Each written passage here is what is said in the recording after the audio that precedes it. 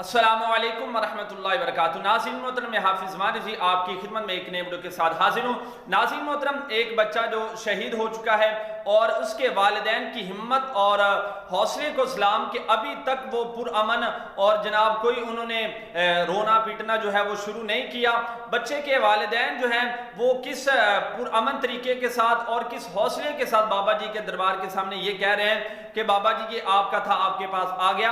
नाज़रीन मोहतरम, आपके पास सामने वीडियो रखते हैं, आप खुद ही सारी डिटेल देख लीजिए। लेकिन उससे पहले एक बात कहूंगा, कुछ लोग ये एतराज करते हैं कि आप लोगों के बच्चों को शहीद करवाते हैं, तो मैं उनसे कहना चाहता हूं कि तुम्हें क्या मसला है। जब उनके वालिदैन इस बात पर राजी हैं कि हमारे जो बच्चे हैं वो आका अलैहिस्सलाम की नामूस पर अगर कुर्बान हो जाएं तो इससे बढ़कर हमारे लिए खुशकिस्मती और क्या हो सकती है, तो तुम्हें क्या मसला है। अगर वो अपने बच्चे दीन के लिए कुर्बान कर रहे हैं तो तुम्हें क्या मसला बन रहा है। नाज़रीन मोहतरम, आपके सामने अपडेट रखता हूँ, आप खुद ही सारा मंजर जो है और डिटेल जो है वो देख लीजिए।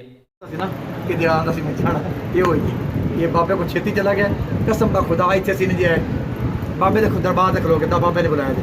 असं इस्लामाबाद रहने वाले हैं, इतने से नहीं आ सकते, साडा राह ही नहीं बनता, साडा इतना रस्ता नहीं बनता, साडा जितने बॉर्डर होर रस्ता है।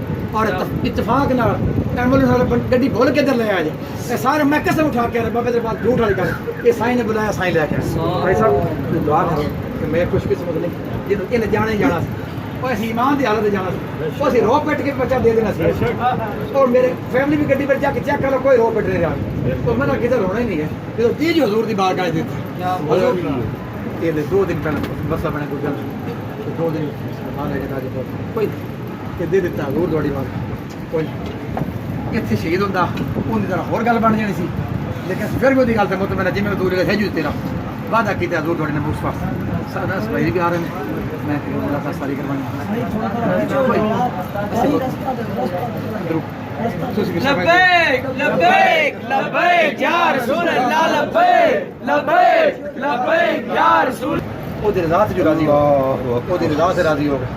इतना ईमान है साडा, जो बच्चा बीमार सी कहंदा सी बुलाओ बुलाओ बुलाओ, एक जिन्हों बुलांदा सी साईं आ गया, जिन्हों बुलांदे साईं आ गया।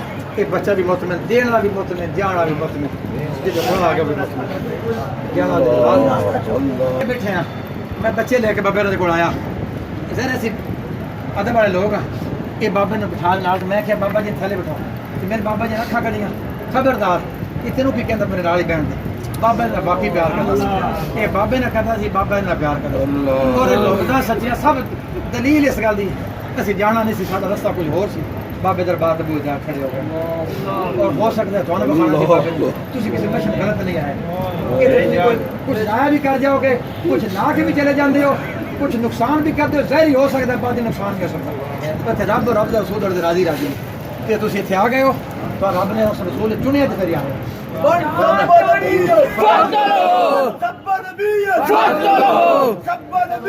ये बाबे का मरीज, ये बाबे का मरीज, बाबा जी का मरीज, बाबा जी का मरीज जिंदाबाद जिंदाबाद बहुत प्यार, जिंदाबाद जिंदाबाद। जिगर टुकड़ा मेरा फटे, जिगर मेरा फटे, मुतमिन अल्लाह दी अज़मत दी कसम, मुतमिन मुतमिन तुसीं जेहड़े भी ते मिशन ते टुरदे पे मुतमिन 9-10 साल जवान बच्चा देने तो बाद बंदा मुतमिन है। बाबे दा फैज़ है, इस अच्छे दे दरबार ते खड़े हो सब मुतमिन हो जाओ। जिनको शक शुबा पहले तो अपना बंदा थे आई नहीं है, जेड़ा और घरन दा बंदा भी ते खड़ा भी खुदा